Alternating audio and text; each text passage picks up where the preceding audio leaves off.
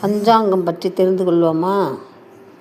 பஞ்சாங்கம் அல்லது ஐந்திரம் என்பது இந்து கால கணிப்பு முறையின்படி கணிக்கப்படுகின்ற ஒரு கால அட்டவணை.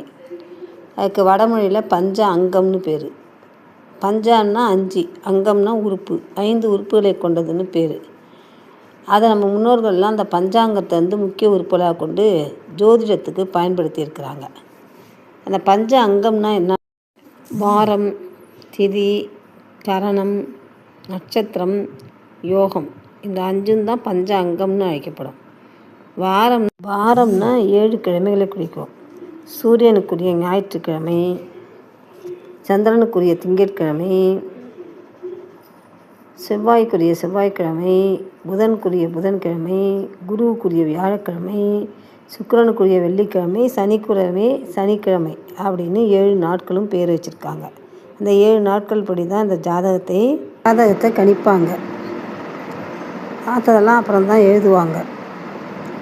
கரணம் திதியெல்லாம் அடுத்ததில்